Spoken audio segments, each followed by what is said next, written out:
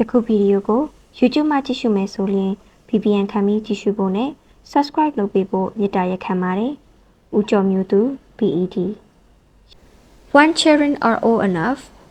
parents should begin teaching them to use more polite language. When တော့အခါ children ကလေးများက are old enough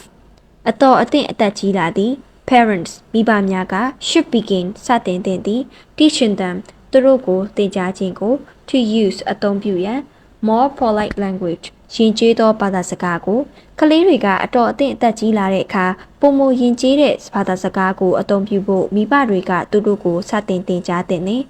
The goal of schools and university should include the promotion of effective communication, as it is not just a vital life skill, as pointed earlier, but because it is also a skill that will bring academic success. The goal ရည်ရွယ်ချက်များ of schools and university ကျောင်းများနှင့်တက္ကသိုလ်များ၏ should include ပါဝင်သင့်သည် the promotion of မြင့်တင်မှု effective communication ထိရောက်သောပေါင်းသင်းဆက်ဆံရေးကိုကျောင်းတွေနှင့်တက္ကသိုလ်ရဲ့ရည်ရွယ်ချက်တို့တွင်ထိရောက်တဲ့ပေါင်းသင်းဆက်ဆံရေးကိုမြင့်တင်ပေးတာပါဝင်သင့်တယ် as it is သောကြောင့်ဖြစ်သည် not just တာမက a vital life skill သက်ဝင်ဝမ်းကြောင်းဆိုင်ရာကျွမ်းကျင်မှုတစ်ခု as အတိုင်း pointed earlier အစောပိုင်းမှထောက်ပြခဲ့သည့် but because သောကြောင့် it is also a skill စွမ်းရည်တစ်ခုလည်းဖြစ်သည် that will bring ၎င်းကယူဆောင်ပေးလိမ့်မည် academic success ပညာရေးအောင်မြင်မှုတွေကို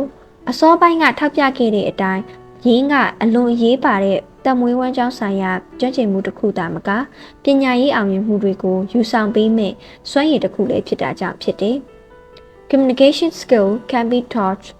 as part of the Myanmar and English language courses, or it could be integrated in all the subjects that students have to study. Communication skill ပြောဆိုဆက်ဆံမှုစွမ်းရည်များကို can be taught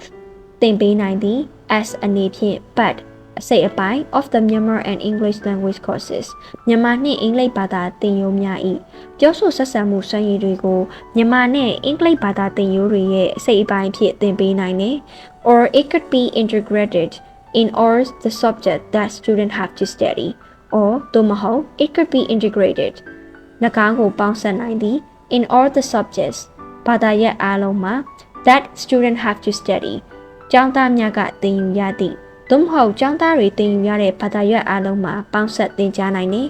The latter has the advantage of giving more opportunity to use communication skill by students across the curriculum. The latter has ဒုတိယနည်းလမ်းကရှိသည် the advantage of ကောင်းကျိုး giving more opportunity ပုံမများပြားသောအခွင့်အလမ်းကိုပေးတဲ့ to use အသုံးပြုရန် communication skills ပြောဆိုဆက်ဆံရေးစွမ်းရည်များ by students ကျောင်းသားများက across the curriculum သင်ရိုးညွှန်တမ်းမှတစ်ဆင့်ဒုတိယနည်းလမ်းမှာသင်ရိုးညွှန်တမ်းများမှတစ်ဆင့်ကျောင်းသားတွေကပြောဆိုဆက်ဆံရေးစွမ်းရည်တွေကိုအသုံးပြုဖို့အခွင့်အလမ်းကိုပေးနိုင်တဲ့ကောင်းကျိုးရှိတယ် as also strengthening the linkage among knowledge, cultural norms, thinking and communication, which are crucial not only for students but also for those in employment, and also ပြီးတော့လည်းပဲ strengthening အားကောင်းစေခြင်း linkage ချိတ်ဆက်မှု amount ကြားမှာ knowledge ဗဟုသုတများ cultural norms ယဉ်ကျေးမှုနှင့်ဆိုင်သောစံနှုန်းများ thinking and စဉ်းစားတွေးခေါ်ခြင်းနှင့် communication ပြောဆိုဆက်ဆံခြင်း which are crucial အရေးပါသည့် not only for students ကျောင်းသားများအတွက်သာမက but also for those လူများအတွက်ပါ in employment လုပ်ငန်းခွင်ကပြီးတော့ကျောင်းသားတွေအတွက်သာမကလုပ်ငန်းခွင်ကလူတွေအတွက်ပါအရေးပါတဲ့ဗဟုသုတတွေယဉ်ကျေးမှုဆိုင်ရာစံနှုန်းတွေစဉ်းစားတွေးခေါ်ခြင်းနဲ့ပြောဆိုဆက်ဆံခြင်းတွေကြားကချိတ်ဆက်မှုတွေကိုပါပိုအားကောင်းစေတဲ့ကောင်းကျိုးလည်းရှိတယ် Below are some of the prerequisites for developing communication skills. Below are အောက်တွင်ဖော်ပြထားသည်ကဖြစ်သည် some of the prerequisites နေရာချက်တချို့for developing တိုးတက်ဖို့အတွက် communication skill ပြောဆိုဆက်ဆံရေးစွမ်းအင်များကိုအောက်တွင်ဖော်ပြထားတာကပြောဆိုဆက်ဆံရေးစွမ်းရည်တွေတိုးတက်ဖို့အတွက်လိုအပ်ချက်တချို့ဖြစ်တဲ့ 1. Overcoming shyness, brevity, and reluctance to talk so that one can interact with both people one is familiar with as well as strangers, overcoming ကျော်လွှားခြင်း shyness ရှောက်ရွံ့မှု brevity and တိုးတိုးတုတ်တုတ်ပြောဆိုမှုနှင့် reluctant to talk စကားပြောဆိုရန်တွန့်ဆုတ်မှု so that စေရန် one တစ်စုံတစ်ယောက်က can interact အပြန်အလှန်ဆက်သွယ်နိုင်သည် with both နှစ်ဦးစလုံးနှင့် people one is familiar ရင်းနှီးကြောင်းဝင်သည့်သူ with as well as strangers တစိမ်းများနှင့်ရင်းနှီးရဲ့လူစိမ်းနှစ်ဦးစလုံးနှင့်အပြန်အလှန်ဆက်သွယ်နိုင်စေရန်စကားပြောရာတွင်ရှက်ရွံ့မှုတိုးတိုးတုတ်တုတ်ပြောဆိုမှုနှုတ်နှဲမှုနှင့်စကားပြောဆိုရန်တွန့်ဆုတ်မှုတို့ကိုကျော်လွှားခြင်း Number 2 being aware of the audience age gender job status interests educational background knowledge etc to adjust the style of one language and topic being aware of သတိထားခြင်း the audience ပရိသတ်ကို age အရွယ် gender ကျားမjob အလုပ်အကိုင် status အဆင့်အတန်း interest စိတ်ဝင်စားမှု educational background ပညာရေးနောက်ခံ knowledge ဗဟုသုတ etc အစရှိသဖြင့် to adjust ချိန်ညှိရန် the style ပုံစံ of one language and topic တစ်စုံတစ်ဦး၏ပြောဆိုသည့်စကားနှင့်အကြောင်းအရာတစ်စုံတစ်ဦးရဲ့ပြောဆိုမယ့်စကားနှင့်အကြောင်းအရာပုံစံကိုချိန်ညှိပြောဆိုနိုင်ရန်တက်ရွယ်ကြားမှအလုပ်အကိုင်အဆင့်အတန်းစိတ်ဝင်စားမှုပညာရေးနောက်ခံဗဟုသုတအစရှိသဖြင့်နားထောင်သူပရိသတ်အားတတိထားခြင်း Number 3 being aware of the setting the place and the occasion where the interaction is taking place to make one's communication appropriate to it being aware of တတိထားခြင်း the setting နောက်ခံအကြောင်းအရာ the place and နေရာနှင့် the occasion အချိန်အခါwhere the interaction is taking place အပြန်အလှန်စကားပြောဆိုနေသည့် to make one communication တစ်စုံတစ်ဦး၏ပြောဆိုဆက်ဆံရေးကို appropriate to it တင့်လျော်စေရန်တင့်လျော်တဲ့ပြောဆိုဆက်ဆံရေးဖြစ်စေရန်အပြန်အလှန်ပြောဆိုနေတဲ့နောက်ခံအကြောင်းအရာနှင့်နေရာအချိန်အခါတို့ကိုတတိထားခြင်း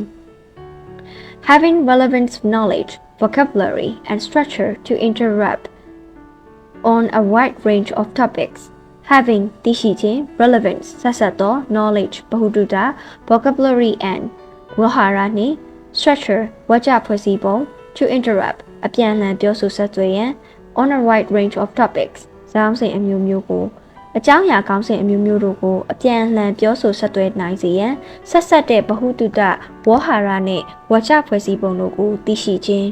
making one communication informative so that it will be worth paying attention to making ပြုလုပ်ခြင်း one communication ပြောဆိုဆက်သွယ်ရေးကို informative ဗဟုသုတပေးသော so that ရန်အလို့ငါ it will be worth ထိုက်တန်လိမ့်မည် paying attention to အာရုံစူးစိုက်မှုပေးခြင်းအာရုံစူးစိုက်မှုပေးဖို့ထိုက်တန်စေရန်ပြောဆိုဆက်သွယ်ရေးအားဗဟုသုတပါရှိအောင်ပြုလုပ်ခြင်း Number 6 being aware of how much time is available in order to adjust the length of one interaction being aware of သတိထားခြင်း how much time အချိန်ပမာဏ is available ရရှိနိုင်သည် in order to ရန်အလို့ငါ adjust ချိန်ဆရန် the length ကြာချိန် of one interaction ပြန်လှန်ပြောဆိုမှု၏အပြန်လှန်ပြောဆိုမှုရဲ့ကြာချိန်ကိုချိန်ဆရန်ရရှိနိုင်တဲ့အချိန်ပမာဏကိုသတိထားခြင်း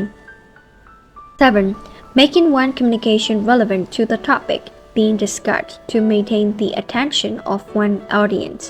Making ဖြစ်စေခြင်း one communication ပြောဆိုဆက်သွယ်ခြင်းကို relevant to the topic ခေါင်းစဉ်နှင့်ဆက်စပ်သော being discussed ဆွေးနွေးနေသော to maintain ထိန်းထားရန် the attention အာရုံစူးစိုက်မှုကို of one audience ပရိသတ်၏ပရိသတ်ရဲ့အာရုံစူးစိုက်မှုကိုထိန်းထားရန်ဆွေးနွေးနေတဲ့ခေါင်းစဉ်နှင့်ဆက်ဆက်၍ပြောဆိုစေခြင်း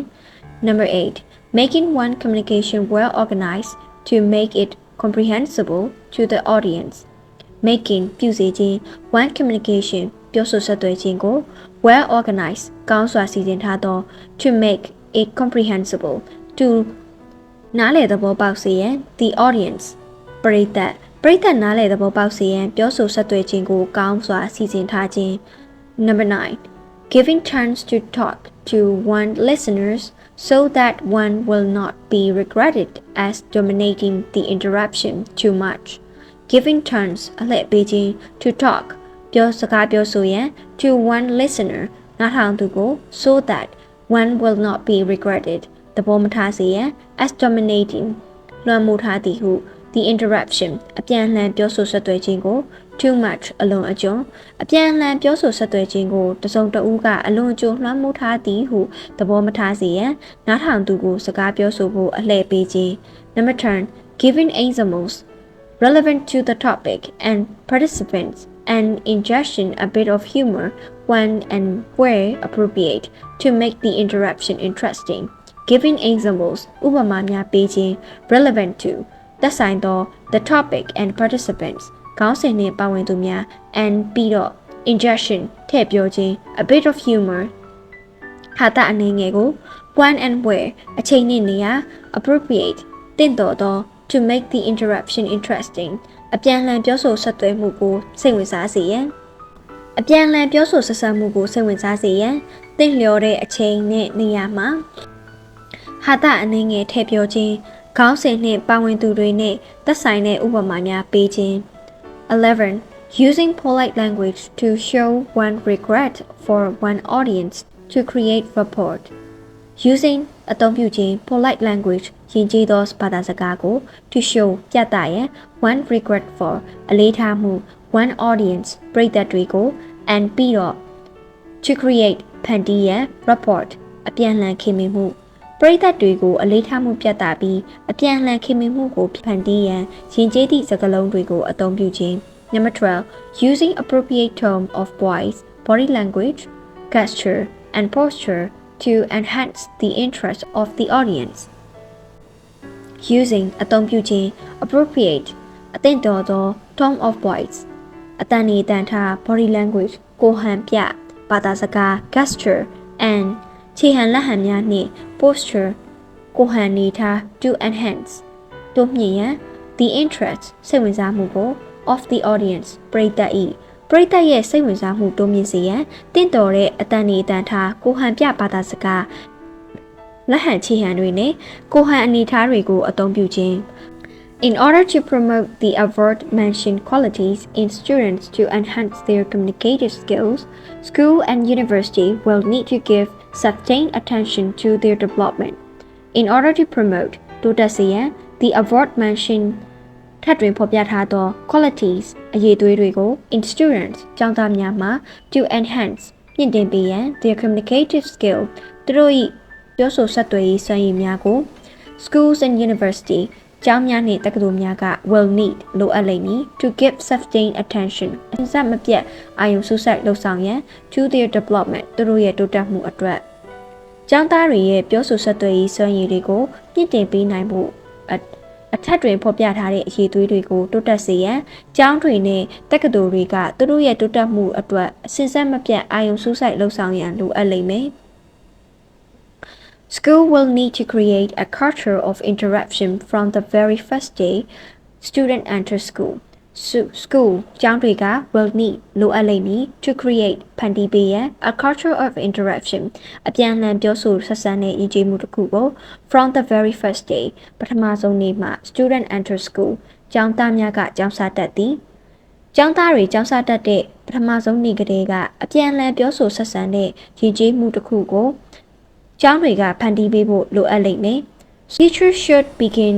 their training or communication at the lower primary level by asking student questions and by answering their question patiently and maintaining young children's eagerness to talk. Teacher ဆရာဆရာမများက should begin စတင်သင့်သည် their training သူတို့၏လေ့ကျင့်ပေးမှုကို on communication ပြောဆိုဆက်ဆံမှုအပေါ် at the lower primary level မူလတန်းအောက်ဆင့်ကလေးက by asking မေးမြန်းခြင်းဖြင့် students ကျောင်းသားများကို question မေးခွန်းများ and ပြီးတော့ by answering ဖြေကြားပေးခြင်းဖြင့် their question သူတို့ရဲ့မေးခွန်းများကို patiently and စိတ်ရွှေ့စွာနှင့် maintaining ထိန်းသိမ်းပေးခြင်းဖြင့် young children's ငယ်ရွယ်သောကလေးများ၏ eagerness စိတ်အားထက်သန်မှု to talk